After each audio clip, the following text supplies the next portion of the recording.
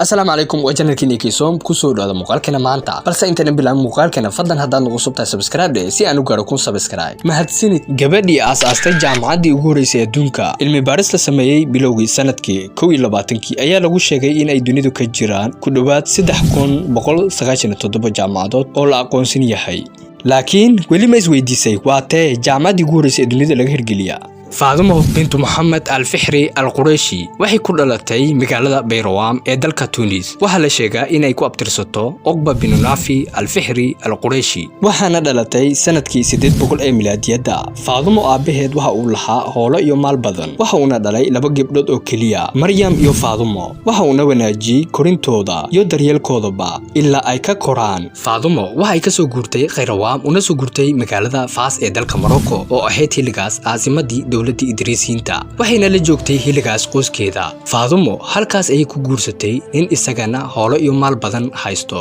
muddo aan sida u fogeyn ayay aabaheed iyo ninkeediba dhinteen waxayna dhaxlahaan u qaadatay hanti aad u badan dhaxalka waxa ku helinayay walaasheed Maryam oo ahayd halka walaal ee dhaxalka la wadaagayay Faatimo waxay ku fikirtay sidii ay lacagtaas farax badan ku bixin lahayd waxayna aakhirkii go'aansatay inay dhisto masaajid xasuus u noqon doono geerideeda kadib Faatimo oo lagu neeneys jiray Banin waxay tagtay masaajidka Al-Qaraawiyin ee ku yaala magaalada Fas ee dalka Morocco waxayna dib u dhis ka samaysay masaajidkii iyadoo la wajibaartay dhulkii masaajidka waxay iibisay beer ku wareegsanayd masaajidka waxayna ku dartay masaajidka xogaha qaar ayaa sheegaya in Faatimo al-Fihri ay si mutadawacnimo ah u dhistay masaajidka وعدنا كمرتي إن أيسن مالين قرآن صون لعان دونين إلا أي شقة مساجد كدماتو قار كميدا كتبادة تاريخ ضعيا شيقيا إن فاطمو أي قوانستي إن أيسن كقادن أرو أما قلب اسمها ميل آن كأحين لوكي أي كو إيبسي لأكتيدا وحينا كأوتستي شقاليه اسمها إن أيسي قطرير وقودان لولكا سيأيسو ساران إيد أصب أو جالئة دكان يوم ملاس أو أي كو استعمالان اسمها markii la dhameeyay dhismaha masaajidka waxa uu noqday mid waasac ah oo si wanaagsan loo dhisay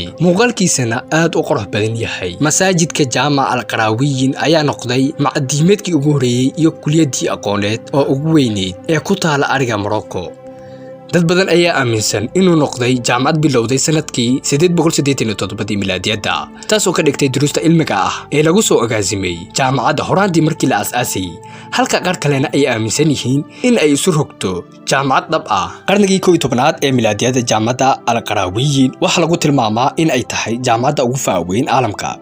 iyadoo ka horeysa jaamacadaha reer Yurub qiyaastii 2 qarni sadarteed Faatimo al-Fihri asalkeeda Tunisiyad ah geeriyootayna sanadii 265 hijriyada 878 milaadiyada waxay noqotay shakhsiga ugu horeeyay ee aasaasay jaamacaddii ugu horeysay adduunka